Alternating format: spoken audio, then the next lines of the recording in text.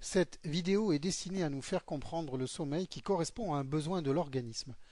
Il s'agit d'une suspension périodique et naturelle de la conscience qui se caractérise également par le ralentissement de la majorité des fonctions de l'organisme. Nous allons essayer d'en comprendre le mécanisme.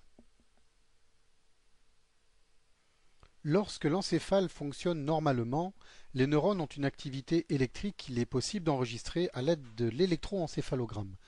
Les tracés ainsi obtenus sont appelés les ondes cérébrales. Chaque individu, à l'instar de ses empreintes digitales, présente un tracé électroencéphalographique unique. Nous allons maintenant pénétrer à l'intérieur même du crâne afin de visualiser l'anatomie intime du système nerveux. Après avoir franchi, comme nous le voyons ici, la barrière osseuse de protection constituant le crâne lui-même, nous arrivons maintenant au niveau du système nerveux central contenu dans le crâne.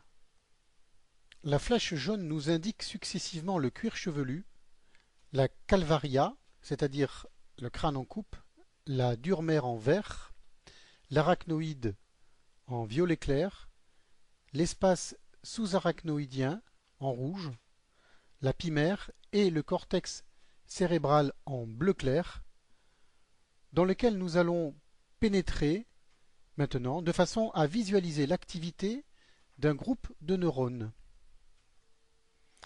Approchons-nous maintenant en effectuant un zoom très puissant, bien entendu toujours virtuellement, sur plusieurs neurones pour essayer de mieux visualiser l'activité électrique qui est la source des ondes électromagnétiques qui sera enregistrée par l'électroencéphalogramme. Pour mieux comprendre ce processus, nous allons procéder à l'isolement d'un seul neurone et étudier les charges électriques qui émanent de ce neurone. Cette partie de l'animation nous montre en couleur fuchsia les charges positives et en couleur verte les charges négatives. Pour simplifier, le passage de ces charges à travers la membrane de ce neurone et de tous les neurones du cerveau crée une activité électrique qu'il est possible d'enregistrer par l'intermédiaire d'électrodes que l'on dispose sur le cuir chevelu. Découpons un morceau de crâne et son contenu pour mieux comprendre. Dessus, nous disposons une seule électrode. Remarquons que le halo bleuâtre symbolise l'activité électrique du groupe de neurones vu précédemment. Nous pouvons dès maintenant procéder à l'enregistrement électroencéphalographique de cette activité électrique. L'électroencéphalogramme représente l'image de l'activité électrique de chaque partie du cerveau, ceci grâce à une vingtaine d'électrodes qui sont disposées sur le scalp. Elles nous permettent d'obtenir un tracé électroencéphalographique. Ces électrodes sont reliées à un appareil. On distingue plusieurs variétés d'ondes. Les ondes alpha qui sont caractéristiques de l'état de veille, les ondes bêta qui préfigurent un état de sommeil, les ondes θ, puis les ondes delta qui traduisent le sommeil profond. Nous allons les revoir en détail. Voyons au ralenti tout d'abord le rythme alpha, qui signifie que le sujet qui apparaît à l'écran est éveillé et tranquille. Ce rythme alpha relativement rapide, soit 8 à 13 Hz, c'est-à-dire 13 petites pointes par seconde, est perturbé momentanément. Ceci survient si on demande au sujet de fermer les yeux. On constate la survenue d'un artefact ou modification de l'électroencéphalogramme signalé par la flèche jaune qui se traduit par la suppression du rythme alpha. Nous remarquons que dès que notre sujet a réouvert les yeux, les perturbations cessent et le rythme alpha reprend son cours normal comme nous le constatons ici. Précisant que le rythme alpha, qui est quelquefois absent chez certains sujets de façon normale, apparaît essentiellement au niveau des régions occipitales, c'est-à-dire en arrière du crâne, et il diminue dès que l'on stimule l'attention d'un individu. Voyons maintenant le rythme bêta. Il s'agit d'un rythme qui se caractérise par la survenue de plus de 15 ondes par seconde. Ce rythme est un rythme d'éveil qui est plus marqué sur certaines régions du cerveau, comme par exemple au niveau du front. Il apparaît en particulier quand le sujet fait un effort d'attention. Nous voyons maintenant un rythme θ qui appartient aux ondes lentes dont la fréquence est de 3 à 4 Hz, c'est-à-dire 3 à 4 ondes par seconde, et qui caractérise la phase 3 du sommeil à ondes lentes.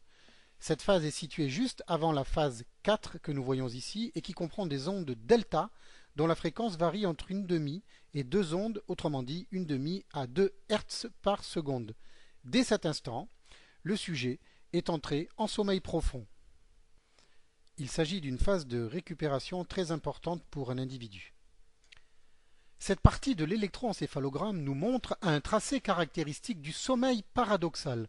Durant le sommeil paradoxal, le sujet présente une activité importante qui comprend des ondes de petite amplitude et dont la fréquence est élevée. Ces ondes, qui ressemblent aux ondes alpha, apparaissent, rappelons-le, quand le sujet est éveillé. Il nous faut maintenant comprendre plus précisément comment se déroulent les différentes phases du sommeil. Pour cela, les spécialistes en neurologie utilisent la représentation suivante qui décompose les différents stades du sommeil que nous allons voir en détail. La bande bleu clair matérialise l'état de veille qui est mis en évidence à l'électroencéphalogramme par le rythme alpha. Apparaît ensuite la bande jaune qui correspond au stade numéro 1 du sommeil lent, se caractérisant par l'apparition des ondes θ, puis la bande verte caractérise le stade 2 du sommeil lent, durant lequel apparaissent les fuseaux du sommeil et les complexes K. Vient ensuite la bande rouge, caractérisant le stade 3 du sommeil lent, et qui comprend des ondes delta, puis la phase 4 du sommeil lent, matérialisée ici par la bande rose, ayant pour caractéristique l'apparition des ondes delta. Comme nous pouvons le constater toujours sur ce graphique, les cycles se reproduisent 3 ou 4 fois selon la durée du sommeil d'un individu. Les phases ne sont pas toutes égales en temps et en intensité. Nous remarquons également qu'à chaque période de sommeil lent succède un épisode qui dure environ 20 minutes et que l'on appelle sommeil paradoxal. Il est matérialisé ici par une bandelette violette. Durant le sommeil paradoxal, les muscles sont au repos mais les mouvements des yeux sont rapides et l'on constate de très discrets mouvements des doigts et des petits muscles du visage. Le sommeil paradoxal se caractérise également par une respiration irrégulière, faite de ralentissement et d'accélération des mouvements respiratoires. Le graphique qui continue à se dessiner sous nos yeux nous montre que globalement le sommeil lent est divisé en 4 stades de profondeur croissante et dont la durée totale est d'environ 90 minutes. Nous venons de comprendre que l'endormissement correspond au stade numéro 1 suivi du stade numéro 2, puis du stade numéro 3 et enfin du stade numéro 4 qui constitue le sommeil lent. Durant le sommeil lent, l'activité mentale est faible, le cœur se ralentit et la tension artérielle diminue. Nous allons voir maintenant apparaître une petite bande bleu clair qui matérialise une phase d'éveil. Ceci signifie que, durant notre sommeil, apparaît, environ toutes les 3 à 4 heures, un réveil de très courte durée.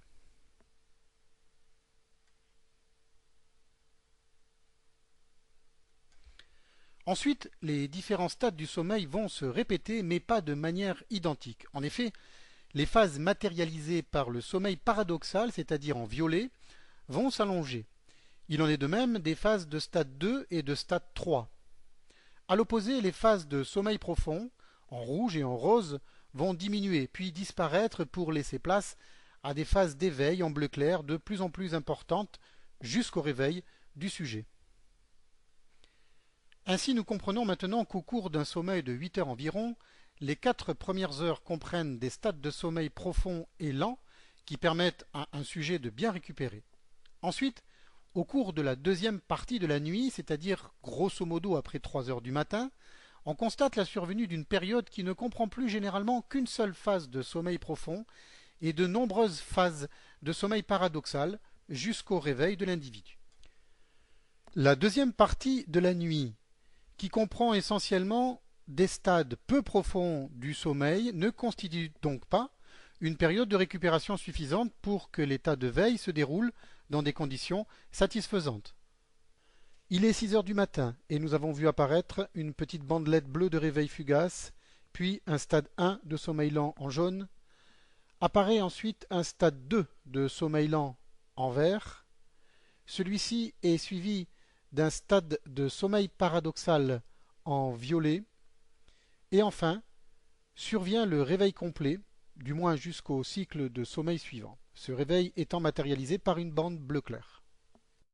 Voici un résumé des principaux stades du sommeil accompagnés de leur tracé électroencéphalographique. En bleu clair, le stade d'éveil qui se caractérise par des ondes alpha. Le stade 1 du sommeil lent est caractérisé par des ondes delta en jaune.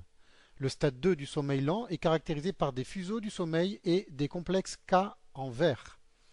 Le stade 3 du sommeil lent se caractérise par un rythme delta de petite amplitude. Enfin, le stade 4 du sommeil lent est caractérisé par un rythme delta de grande amplitude.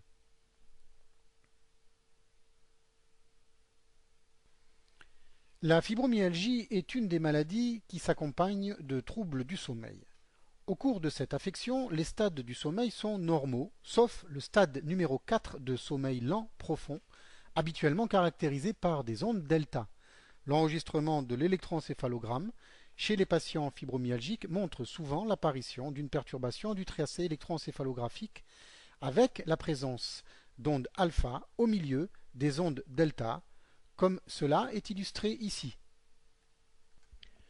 En dehors de la fibromyalgie dont nous venons de parler, il existe d'autres maladies se caractérisant par des troubles du sommeil.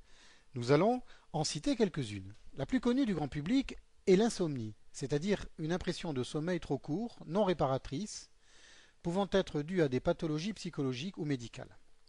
Ce trouble du sommeil fait généralement l'objet de prescriptions de médicaments et tout particulièrement de somnifères dont il ne faut pas abuser trop longtemps. Le somnambulisme et l'énurésie, c'est-à-dire l'incontinence d'urine survenant la nuit, les frayeurs nocturnes. La narcolepsie, appelée également syndrome de Gélineau, qui est une maladie qui se caractérise par des épisodes de perte de tonus musculaire avec une envie irrésistible de dormir durant les activités de la vie quotidienne. L'insomnie fatale familiale est une maladie qui peut être héréditaire mais qui peut survenir sans raison et se caractériser par une insomnie de plus en plus sévère, entre autres. La somnolence diurne, c'est-à-dire durant la journée, est souvent la conséquence d'un sommeil trop lent ou d'une grave insomnie. Elle fait parfois suite à un sommeil irrégulier ou à la prise de somnifères. Enfin, le syndrome d'apnée du sommeil qui se caractérise par un arrêt de la respiration durant 20 à 30 secondes et qui survient au cours du sommeil paradoxal ou au cours du sommeil de stade 2. Voici pour terminer en quelques mots les mécanismes du sommeil. Au centre du cerveau se trouve l'horloge interne appelée également horloge circadienne, c'est-à-dire de 24 heures. Celle-ci est responsable de l'apparition régulière du sommeil et se trouve dans la région centrale du cerveau au niveau des noyaux suprachiasmatiques à l'intérieur de l'hypothalamus. Il existe un deuxième mécanisme en rapport avec une économie d'énergie. Plus la période de veille est longue, plus le sommeil qui va suivre sera long et profond, donc réparateur, chez un individu ne présentant bien entendu aucune affection. Troisièmement, il existe un mécanisme que l'on appelle mécanisme oscillateur, qui fait passer le sommeil d'un stade de sommeil profond à celui de sommeil paradoxal. Ce mécanisme dépend d'autres zones anatomiques du système nerveux central, tout particulièrement le tronc cérébral, mais malheureusement on ne connaît pas avec précision son fonctionnement. Cette animation, dédicacée à Karine, une de mes patientes malvoyantes mais très courageuse et atteinte de fibromyalgie, va, je l'espère, permettre au grand public de mieux saisir le sommeil et son déroulement, ainsi que les répercussions pathologiques qu'il engendre fréquemment.